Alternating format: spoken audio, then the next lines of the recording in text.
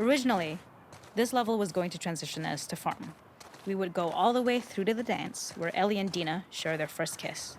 Then we would play through farm, and when Ellie plays the guitar at night, she would remember the Seth incident. So, the opening for this was a little tricky. We needed it to match at least a little what you might expect emotionally coming from prior beats, because we were already purposefully disorienting you in time and space. Remember, you just came from this huge fight. To jump straight into it would have been a little too jarring. After some back and forth, we rooted it in Ellie's nerves, calling back to her hands shaking in the theater. But this time, for a much more innocuous reason we'll find out later. She's nervous because she has a crush on Dina, who is the only reason why she's here at the dance. Something we really wanted to do was highlight the way their lives had turned upside down since she went down this path. We had this idea of recontextualizing all of our usual gameplay mechanics that were designed for really violent ends. The workbench, door bashes, throwable weapons, and even the infected, which is my personal favorite. Peppered throughout the level are moments of levity or shared history, all the while seeing how happy and mundane they all were before her huge revenge odyssey.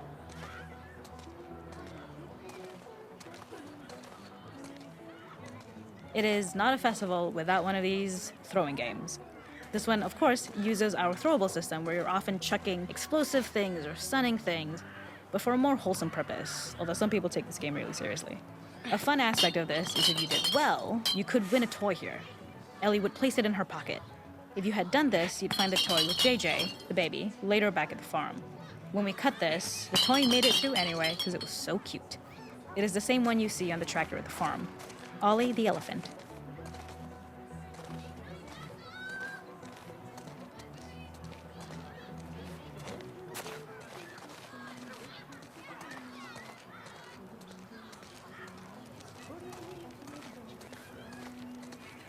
We use our workbench a lot to make a lot of things that kill and maim and hurt people. Here, we had the silly idea of using the same feel, harkening back to the same animations, using the exact same UI, to instead fix a drink. Like the workbench, you could pick your base, and then you could add something to it. And at the time, we had some different reactions from Ellie based on how strong you chose to make the drink. Something we wanted to prototype though, before it got cut, was picking up some ingredients around to add, like a lime or maybe a bottle of someone's favorite whiskey or salt. Like you were earning upgrades. We also toyed with having Ellie carry around the drink you made and occasionally sip it, psyching herself up to go talk to Dina inside because she's nervous. It got too noodly though, because she would need to keep placing it somewhere before she did anything, so it would have ended up more trouble than it was worth. The makeup artist is pretty simple. It's one of those little in-game scenes we peppered in to make it feel like Ellie had roots in the town. Hallie, our writer, mentioned that in her mind, an ex-girlfriend of Ellie's tattooed her arm to cover up her scar. So we figured this might be the only time you get to see that. We wanted to hint at it and allude to it and make it feel like there had been so much more that had been happening and so much more that Ellie threw away.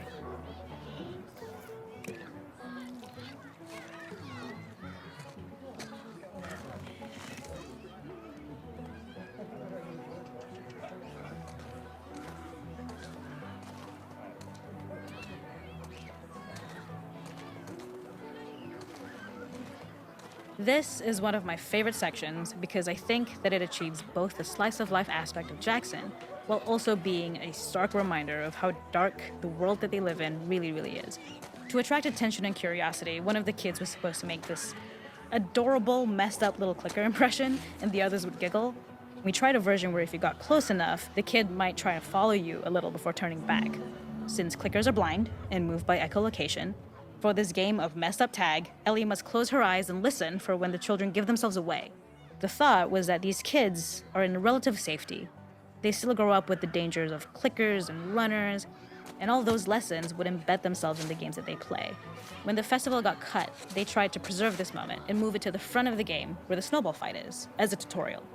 However, being in the headspace of a clicker doesn't really teach you how to deal with them. Eventually, it evolved, and they instead made the snowball fight, which was, I think, way more effective. For me, it's character illuminating that not only does Ellie know this game, she plays along. There's a familiarity with the kids that's really nice to see, especially because it's such a difference from the Ellie we see later, who has a sort of hollow normalcy that she's trying to get with JJ, but kind of fails.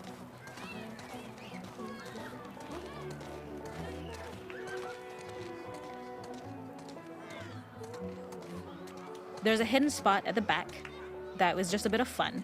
It was highlighting Jackson's normalcy with something we would find in a real world. In the back, you would find teenagers finding some alone time with each other in a dark corner of a party. It was rewarding the player for peeking into a hidden corner, but ultimately redirecting them back to the festival. We also had versions of them smoking weed here, despite Maria's consternation, probably having gotten it from Eugene.